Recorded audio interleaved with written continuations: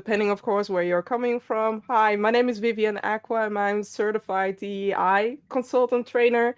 And I'm excited to have this conversation. We were even talking just like 10 minutes in right now, talking about all the dits and datas about DEI and Europe and all the other challenges, being a parent, how early did we wake up?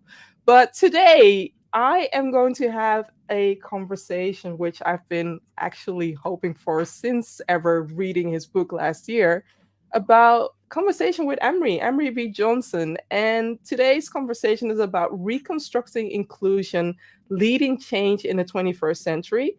And Amri B Johnson, where do I begin with him, right? Amri B Johnson is the CEO, inclusion strategist of Inclusion Wins, where he supports organizations in creating cultures that resonates from the hearts of individuals. And with a more than 20 years of experience, Amri has been instrumental in helping organizations and people achieve extraordinary business outcomes. So he's not only a DEI strategist, he's also a social capitalist, epidemiologist. This is an icebreaker for my dyslexia. He's an entrepreneur.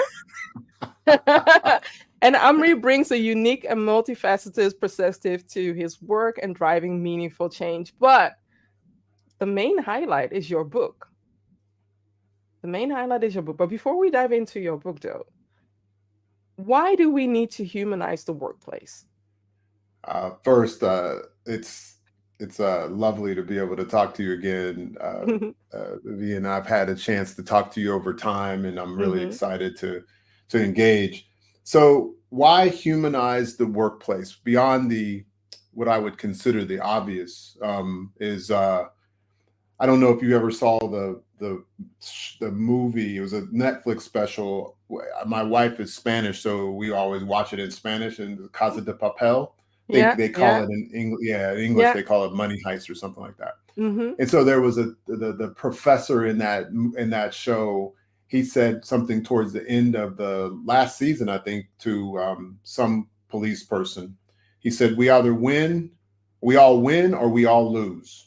And Mm. when it comes Yeah, to humanizing the workplace, I think that's yeah. where we are. There's, one of the chapters in my book is uh, rooting for them out. And the words for and them are in um, rooting for them out. So the words for, now I can't even remember my book. The words for is in parentheses, and the Mm-hmm. word out is in parentheses. So I'm rooting for everybody, Mm. because there is no us and them. And that Yeah. was the whole point of that chapter.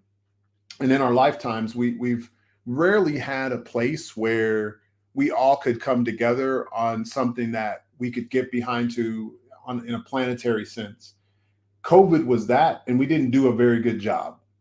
And so Mm-hmm. now I think, we if we face something like that again, the consequences probably won't might be worse because Yeah. we didn't learn. So I think there's an urgency for a human centered workplace, and I think the workplace could actually help society. So I think there's that. It's not just us in these companies; it's us actually influencing a lot of what goes on because people spend a lot of time at work.